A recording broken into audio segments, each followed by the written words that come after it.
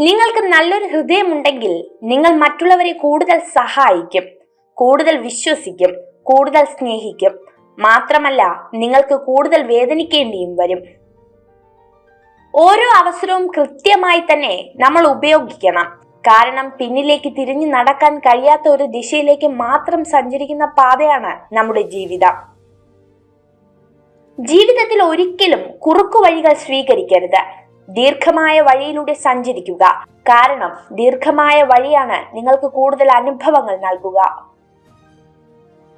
സാഹചര്യങ്ങളും സന്ദർഭങ്ങളും അനുസരിച്ച് തന്ത്രങ്ങൾ രൂപപ്പെടുത്തി നിശ്ചയദാർഢ്യത്തോടുകൂടി മുന്നോട്ടു പോവുക. വിജയം സുനിശ്ചിതം.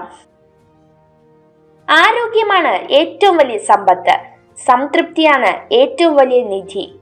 ആത്മവിശ്വാസമാണ് ഏറ്റവും വലിയ സുഹൃത്ത്.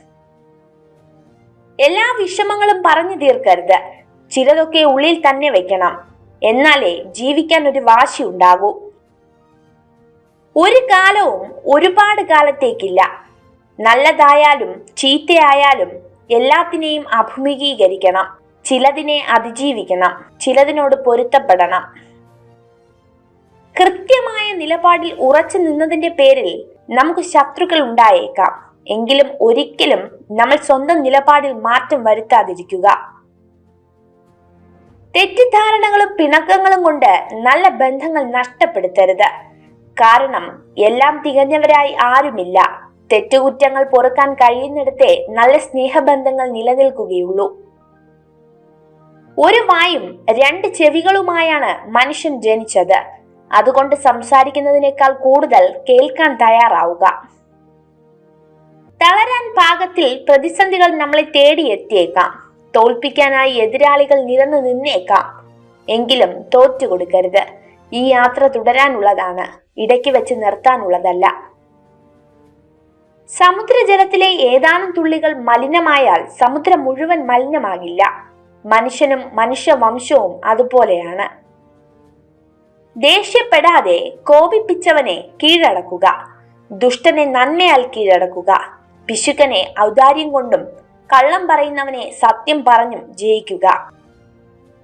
സ്വന്തം ജീവിതത്തിൽ നന്മകൾ ഉൾക്കൊള്ളാതെ മറ്റുള്ളവരോട് സാരോപദേശം നടത്തരുത്. സ്വയം മാറാത്തവന് മറ്റാരെയും മാറ്റിയെടുക്കാനാവില്ല. ജീവിതം ഇരുളടയുമ്പോൾ മാത്രമേ നാം വെളിച്ചത്തിനായി അന്വേഷണം തുടങ്ങുകയുള്ളൂ. എല്ലാം മുൻകൂട്ടി മനസ്സിലാക്കുന്നവന് ഏതൊരു സാഹചര്യത്തെയും ഭയക്കേണ്ടി വരില്ല. വിശ്വാസം എന്നത് ഊതി വിയർപ്പിച്ച ബലൂൺ പോലെയാണ്. ഏത് നിമിഷം വേണമെങ്കിലും പൊട്ടിത്തകരാം. പരസ്പരമുള്ള യാഥാർത്ഥ്യ ബോധമാണ് ബന്ധങ്ങൾക്കിടയിൽ അഭികാമ്യം. താരതമ്യപ്പെടുത്താനും മത്സരിക്കാനും ശ്രമിക്കാതെ സ്വയം വിശ്വസ്തത പുലർത്തുന്നതിലൂടെ നിങ്ങൾ എല്ലായിടത്തും ബഹുമാനത്തിന് അർഹനാകുന്നു.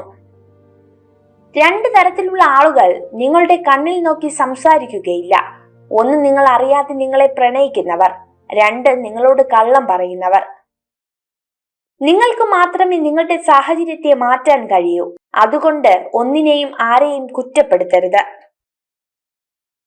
നിങ്ങൾ ഈ വീഡിയോ കണ്ടതിന് നന്ദി. ഇതുപോലുള്ള കൂടുതൽ വീഡിയോകൾക്കായി ചാനൽ സബ്സ്ക്രൈബ് ചെയ്യൂ.